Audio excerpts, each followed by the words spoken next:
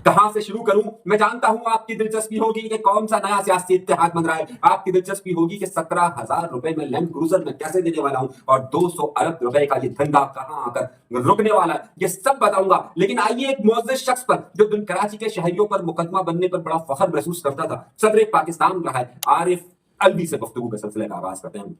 वो आरिफ अलवी कि जो कि इमरान खान के बड़े ही शहदाई रहे, जो कि इमरान खान ने उनको नवाज कर सदर पाकिस्तान के ओहदे तक दिया, लेकिन आज खुद उनकी तंजीम भी उनके ऊपर डाउट का इजहार करती है। लेकिन पिछले दिनों इन्होंने बाहर बैठकर एक ऐसी बात कही थी कि जो तौहीन मजहब के जमरे में आती है। उन्होंने कहा था कि मैं वो लफ्ज इस्तेमाल नहीं कर सकता, लेकिन उन्होंने कहा था कि उनकी मकबूलियत का दर्जा, खान की मकबूलियत का दर्जा इतना है कि जितना मैं आसान सॉफ्टवेयर कर देता हूं कि इसने कहा था कि इमरान खान की मकबूलियत इतनी है जितनी अंबिया की भी नहीं। और अब उसके ऊपर बाकायदा तौहीन रसालत, तौहीन मजहब का केस दर्ज होने के लिए लाहौर हाईकोर्ट में जो पिटीशन दायर हुई थी, लाहौर हाईकोर्ट ने कह दिया कि उसके खिलाफ एफआईआर दर्ज की जाए। यानी कि आरिफ अलवी पर अब एफआईआर दर्ज होने वाली है तौहीन मजहब की, यानी कि जो उसने बात कही थी।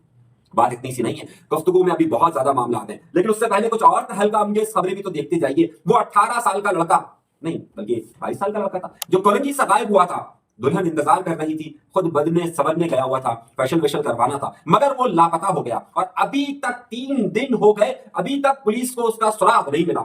मैं बता देता हूं उसका सुराग कैसे मिलेगा। आप समझ लीजिए कि उसका ताल्लुक एक ऐसी जमात से है कि जिस पर पाबंदी हो, उस पर स्लोगन लगा दीजिए, पुलिस उसे ढूंढ कर लेकर आ जाएगी। लेकिन बहरहाल अभी तक उसके घर वाले परेशान है, लेकिन ना पुलिस उसे ढूंढ पा रही है। सिर्फ रास्ता कितना है, घर से सैलून तक का रास्ता है। पुलिस सीसीटीवी से भी मदद ले सकती है, लापता होने का सिलसिला भी देख सकती है, मोबाइल ट्रेसिंग भी कर सकती है, लेकिन अभी तक पुलिस इस सिलसिले में नाकाम नजर आ रही है। पुलिस का पूरा निजाम नाकाम नजर आता है। आपको मैं एक बहुत बड़ी और अहम खबर देने वाला हूं। मैंने आपसे कहा था 17 सितंबर को एमक्यूएम लंदन अपना प्रोग्राम रखने वाली है, 20 सितंबर को जुल्फिकार जूनियर अपना प्रोग्राम रखने वाला है। एक तरफ सैलाब आ रहा है, लेकिन जिस जगह सैलाब आया यानी कि गुड्डू बैराज से, यानी कि सक्खर बैराज पर आया है, वहीं से तहरीक का आगाज हुआ है। और यह हुआ है कि सिंध की नामवर तमाम सियासी जमातें बशमूल जमीयत उलमा इस्लाम मौलाना फजल रहमान साहब के, वहीं कश्मीर से उन्होंने मार्च का आगाज कर दिया है। अब देखिए यहां पानी आ रहा है, यहां मार्च आ रहा है, और अब यह मार्च आने वाला है 18 तारीख को कराची में। आपको याद होगा पिछली बार जब कराची में आए थे, शाहरा फैसल पर रोकने की कोशिश हुई थी और बहुत सारे मामला हुए थे, मगर इसका ताल्लुक हरगिज हरगिज हरगिज हरगिज उस खबर से नहीं है कि जो मैं आपको देने वाला हूं। एक सियासी इत्तेहाद हुआ चुपके चुपके, वो क्या कहते हैं, चुपके चुपके मोहब्बत हो गई ना। ये मोहब्बत चुपके चुपके नहीं हो रही है, बल्कि कैमरों में नोट हो रही है। ये मामला क्या है, इससे पहले मैं आपको एक बात बताऊं कि बड़ा अजीबो गरीब वाकया हुआ है। और अजीबो गरीब वाकया ये हुआ है कि हमारे यहाँ पर फूड सिक्योरिटी को तो देखा नहीं जाता है। यहाँ पर जो जानवरों का गंद होता है उसकी आंतें निकाल कर एक खुराक बनाई जाती है, और वो खुराक मुख्तलिफ जानवरों को, मुर्गियों को, बकरियों को, पता नहीं किस किस को खिलाई जाती है। इतला की आई है कि बलूचिस्तान में एक मछली कहलाती है जिसे कहते हैं केटू, उसकी आंतों से निकालकर जो खुराक बनाई गई थी, उसकी वजह से पूरे बलूचिस्तान के अंदर कई जानवर हलाक हो चुके हैं और उनकी तादाद बहुत बड़ी तरफ पहुंच चुकी है। मछली खाते हुए एहतियात कीजिए, देखकर एहतियात कीजिएगा कि मामला कहां पर आ रहा है। मगर उसके साथ साथ ये खबर वहां पर पहुंची कि आज अलीमा खान साहिबा पहुंची है एक बार फिर मुकदमे में, और वहां पर मामला यह हुआ कि अलीमा खान साहिबा पहुंची और उन्होंने बाइकॉट का ऐलान कर दिया। किसका बाइकॉट हुआ, किस तरह से बाइकॉट हुआ, ये भी तो एक बड़ी अहम नुक्ते की खबर है। लेकिन छोड़िए, इस खबर को मैं बाद में देता हूं, आगे चलकर देता हूं। उससे पहले वाली खबर तो ले लीजिए कि कौन चुपके चुपके मिल रहा है। उस खबर पर जाना चाहते हैं या आपको चाहिए 17,000 रुपए की लैंड क्रूजर, ये खबर चाहिए तो पहले अलीमा खान पे ही रहते हैं। और अलीमा खान साहिबा जब आज वहां पर कोर्ट पहुंची तो वहां पर मीडिया के लोग पहुंचे हुए थे। उन्होंने कहा दिया मैं नेशनल मीडिया से किसी से बात नहीं करूंगी, तमाम लोगों को हटा दीजिए, और वो व्लॉगर्स और वो लोग सिर्फ मेरी वीडियो बनाएंगे तो ये कहेंगे जी इमरान खान को रिहा करो। तो उन्होंने उन तमाम व्लॉगर से सिर्फ गुफ्तगू की है कि जिन्होंने कहा है इमरान खान जिंदाबाद। इसके अलावा किसी और व्लॉगर से गुफ्तगू करने से उन्होंने इनकार कर दिया। दूसरी तरफ एक और बड़ी खबर भी आई है कि वो इंतजार खत्म हो रहा है, और इंतजार किसका खत्म हुआ है, और अली अमीन गंडापुर का बड़ी बेताबी से अदालत जेल के अंदर, अडियाला जेल के अंदर इमरान खान इंतजार कर रहे हैं। लेकिन सुना यह गया कि वो बाहर जरूर गए, अंदर नहीं जा सके। अंदर तो सिर्फ खास लोग ही जाते हैं। अब आइए अगली खबर की तरफ। कराची शहर के अंदर 2024 का इलेक्शन, ये वो इलेक्शन था कि जब पाकिस्तान की बसपाची इलेक्शन लड़ रही थी, दूसरी तरफ एमक्यूएम थी, जमात इस्लामी थी, तहरीक इंसाफ थी और तमाम सियासी जमातें थी।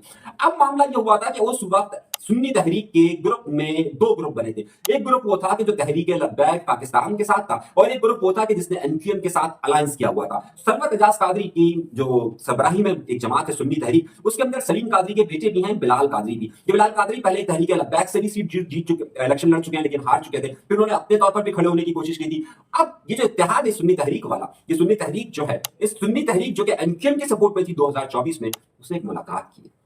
आहा! खबर ऐसी आई है कि मत पूछिए। जादूगरनी ऐसी खबर लेकर आई है, फुटेज के साथ आपको बताऊँगा कि एक अहम मुलाकात हुई है। और अहम मुलाकात ये हुई है कि सुन्नी तहरीक अब पाकिस्तान पीपल्स पार्टी की हिमायत में जाने वाली है क्या? ये है खबर। मुलाकात हुई है एक बहुत अहम, आपको मालूम होगा कि ज़िमनी इलेक्शन हो रहे हैं बल्दियात के। जो ज़िमनी इलेक्शन हो रहे हैं उसमें नए अलायंसेस बन रहे हैं, जो इलाकाई सतह से हवाले के साथ-साथ शहर के हवाले से भी और सूबे के हवाले से भी सामने आ रहे हैं। इस हवाले से बाकायदा पाकिस्तान पीपल्स पार्टी का एक वक्त जिसकी सरबराही उनके जनरल सेक्रेटरी रऊफ नागोली कर रहे थे, जिसमें एक एमपीए आसिफ साहब भी मौजूद थे, जिसमें बल्दिया के चेयरमैन भी मौजूद थे, उन सब ने सलीम कादरी के बेटे से मुलाकात की है।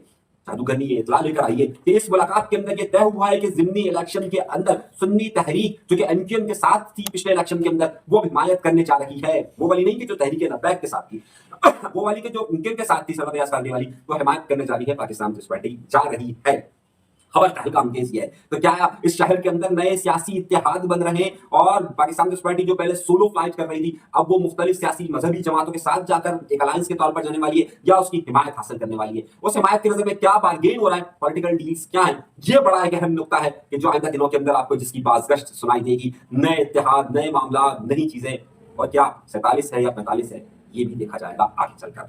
अगली खबर, और वो तहलका अंगेज खबर के जिसका आप सबको बड़ी बेचैनी से और बड़ी बेताबी से इंतजार है। जनाने वाला एक रिपोर्ट आई है, और एक वो रिपोर्ट आई है कि जिसमें करीबन कोई 200 अरब रुपए का स्कैंडल हुआ है। 200 अरब रुपए का स्कैंडल हुआ है।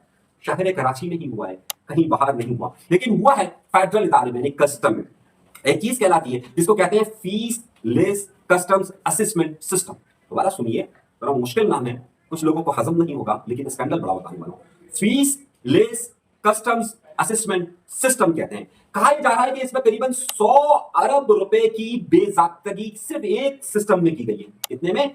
सिर्फ एक सिस्टम के अंदर 100 अरब रुपए की। 100 अरब का मतलब समझते हैं? 1 खरब रुपए। 1 खरब का मतलब समझते हैं? जहां से ये कराची के अंदर से इनके कंटेनर्स गुजरते हैं, अगर ये सारा पैसा सिर्फ वहां लग जाता तो आज कराची शहर का इंफ्रास्ट्रक्चर क्या होता। बात यहां नहीं रुकती मेरे भाई। मामला यह है कि करोड़ों रुपए की लैंड क्रूजर को 17,635 रुपए के टैक्स देकर कहा गया चाहिए चाहिए चाहिए चाहिए, यानी कुल 17,635 रुपए के टैक्स पर कस्टम ड्यूटी अदा कर आप करोड़ों रुपए की लैंड क्रूजर ले सकते हैं। तो मेरे भाइयों, मेरे दोस्तों, आपको कहीं दूर नहीं जाना पड़ रहा, बल्कि सिर्फ आप माली बेजाब्तगियों का अंदाजा सिर्फ इस बात से लगा लीजिए, तो आपको अंदाजा हो जाएगा कि यहां पर अमीर से अमीर तक कैसे होता जा रहा है, गरीब से गरीब तक कैसे होता जा रहा है। क्योंकि 17,000 रुपए का टैक्स देकर तो आप भी लैंड क्रूजर ले सकते हैं, ठीक है, अगर ये 17,000 आप भी अदा कर सकते हैं, मगर ये सहूलत आपके लिए नहीं है। ये सहूलत उस माफिया के लिए है, ये सहूलत उस नेटवर्क के लिए, सहूलत उस कराची की या पाकिस्तान की उस इलीट क्लास के लिए है